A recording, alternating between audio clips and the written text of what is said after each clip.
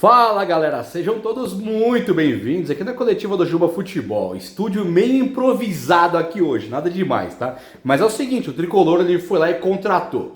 Madeira contratou o Tolói. Tolói está contratado e é jogador do São Paulo. Já deu um rebuliço, todo mundo percebeu aí que o fato do Tolói vir para o São Paulo deu muito o que falar, né? É um jogador de 34 anos que quando esteve aqui não foi tudo isso, né? Era um jogador absolutamente descartável, um cara normal, só que agora de volta com uma bagagem de seleção italiana, depois dele ir para a Itália e fazer uma carreira legal ali no Atalanta principalmente.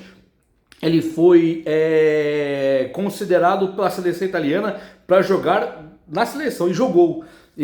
Dá para considerar também que a Itália ela tem agora um momento muito mais difícil e tal, é uma outra seleção, tudo isso é fator a se considerar. Mas o Tolói era um jogador de seleção italiana. É como se o São Paulo contratasse o Nesta, o Cannavaro, o Maldini, Materazzi, Chiellini, Barzagli, talvez. Mas não é verdade. O São Paulo trouxe um cara de seleção, mas é um cara conhecido nosso aqui que pode dar super certo. Uma discrepância muito grande entre opiniões de São Paulinos falando que o Ferrarese não joga nada, que o Tolói vai jogar no lugar dele. E outros dizendo que o Ferrarese joga bem sim e que o Tolói não vai conseguir ser titular. Mas o São Paulo precisa de elenco. E por falar em elenco, tá sabendo da contratação do São Paulo já?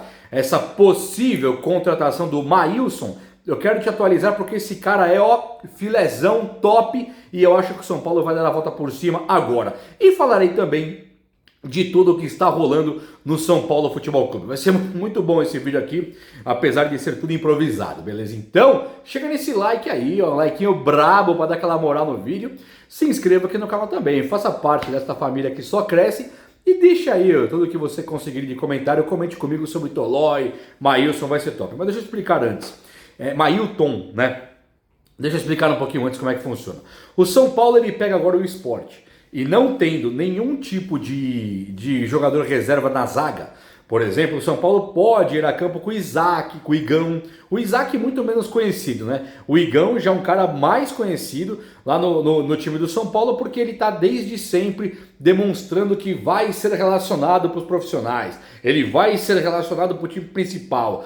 Disseram muito sobre ele, principalmente com o técnico Zubeldia, né? Pouquíssimo com o Dorival, mas muito com o Zubeldia. O Dorival tinha o Beraldo, ele tinha o Alan Franco e o Ferrarese no banco, não tinha sentido mesmo o Dorival ter um cara igual o Igão. Agora, pro Crespo, o negócio ferveu ali. O São Paulo ele conta hoje com um sistema de 3 zagueiros e ele tem o Arboleda machucado. São 4 zagueiros no total no elenco e o Arboleda estando machucado, o São Paulo perdeu totalmente ali a sua condição de manter o esquema tático.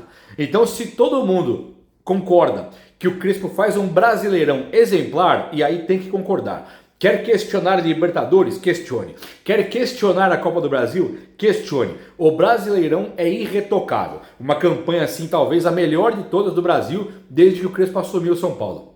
E agora, ele não tem zagueiro. E aí você fala, poxa, vai desmontar o sistema tático? Vai tirar 3 zagueiros? E se ele perde pro Sport porque ele tirou 3 zagueiros porque ele não tinha nenhum no elenco? É muito pesado isso.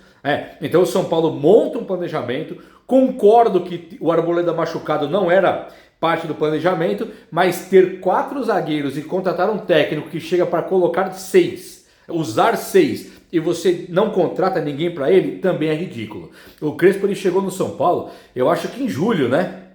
Desde julho já vem as notícias que o São Paulo vai colocar o sistema de 3 zagueiros. Então Belmonte, Casares, Rui Costa, Muricy, eles deveriam ter ido atrás desses zagueiros muito antes. E não deixar o Crespo no meio do Brasileirão com Igão e Isaac, caras que nem São Paulinos conhecem. Se entrar aqui, eu não sei quem é. Não sei quem são de rosto, sabe?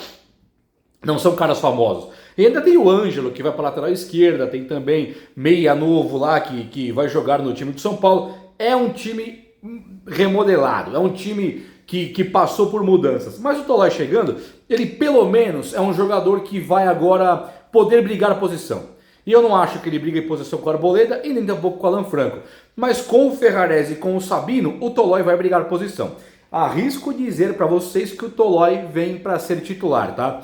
Eu acho que o Ferrarese pode ser que perca essa vaga. Não concordo. Já antes de começar a me... Ei, Juba, tira o Ferrarese do time. Eu também não concordo. Eu acredito que o técnico Crespo, chegando um cara igual o Tolói, de seleção italiana, o Crespo pode ser que do nada ele tire o Ferrarese e coloque o Rafael Tolói para jogar no time do São Paulo. E aí o São Paulo busca também por centroavante e ponta, né? Vamos pensar direitinho. O São Paulo hoje ele conta com o Luciano e André Silva, que começaram o jogo contra o Atlético Nacional. Porém, é possível que agora, no segundo jogo contra o Atlético Nacional, o Crespo coloque Ferreirinha e Luciano. Então o André Silva talvez dê espaço, dê a vaga no time. E aí ele pode dar a vaga tanto para o Lucas Moura quanto para o Ferreirinha, considerando o Luciano sendo colocado de centroavante. O Lucas Moura voltando modifica muito o time de São Paulo. E aí fica aquela questão, e agora? Quem que é o time reserva? Muitos já estão pedindo para ver Dineno e Tapia. Só que eu acho que será o ataque mesmo, Dineno e Tapia. O que pode acontecer para não ser Dineno e Tapia? O Crespo ele pode considerar de maneira errada, e aqui eu já falo, é errado, ele pode considerar erroneamente o Ferreirinha como reserva. Considerando o Ferreirinha reserva, ele pode pôr o Ferreirinha contra o Sport, porque aí contra o Atlético Nacional ele não coloca. Só que o Crespo, ele vai para ganhar essa Libertadores, tá? Então é muito possível sim vermos um Dineno e um Tapia no ataque, mesmo com o Ferreirinha contra a Silva sendo banco de Luciano e Lucas Moura. E aí do nada ele pensa, eu vou ter também o Ferreirinha para o lugar do Lucas Moura e o André Silva para o lugar do Luciano no segundo tempo. Fica interessante de pensar que até o reserva do jogo com a Libertadores ele seria poupado no Brasileirão, né? Eu acho que isso aqui é muito interessante, que mostra que o São Paulo realmente está muito preocupado e focado e dando prioridade para ganhar essa Libertadores. E eu acho que isso aqui, meus amigos, é fundamental para um time que quer sair das dívidas. Ele quer se recuperar, ele quer dar a volta por cima. Para mim não tem lógica não fazer isso. Um cara que também é matéria de discussão no time do São Paulo hoje é o goleiro Yang, né? O goleiro Yang, ele vai ter chance, porque se ele não for ter chance, por que o Jandrei teve? Né? O Rafael tinha que ser poupado na Copa do Brasil para o Jandrei jogar. Uma vez que o Rafael está poupado, não teria que poupar também o Rafael agora no Brasileirão e colocar o goleiro Yang para tentar descobrir se temos um goleiraço? O Yang, deixa eu tomar um gole de café aqui para dar aquela engrandecida no vídeo. O vídeo vai ficar melhor a partir de agora, tá? Por causa do café mesmo. E é golada. O goleiro Yang tem 2,01 metros de altura. O Rafael tem 1 e pouco, 1,90, 1,80 e pouco, quase 90. O Yang é bem maior que ele. E ainda o Yang ele pode ser esse possível pegador de pênalti. No último jogo da Libertadores, o Rafael pegou um pênalti e acho que pegaria os dois, se o cara não bate para fora. Então o Rafael está em alta. Para descobrir quem que é o Yang, realmente não pode colocá-lo para jogar na Libertadores, mas no Brasileirão pode. E aí, se você tiver um time com goleiro Yang, que é possível, lateral direita, vai ter aí o Mike, base, Yang base, Mike base, Igão e Isaac, base, Patrick Lanza, base. Quais podem ser as opções para não colocar a zaga com Yang, o Isaac e o Igão? É colocar Pablo Maia e também o Luan na zaga. Então o São Paulo, de qualquer jeito, ele vai ter os caras da base. De volante, realmente pode ter aí um Alisson de segundo volante, pode ter um Luan de segundo volante, pode ter um Pablo Maia. O Crespo está se virando para montar esse time para o jogo. Hoje é sexta, o jogo já é amanhã com o Sport.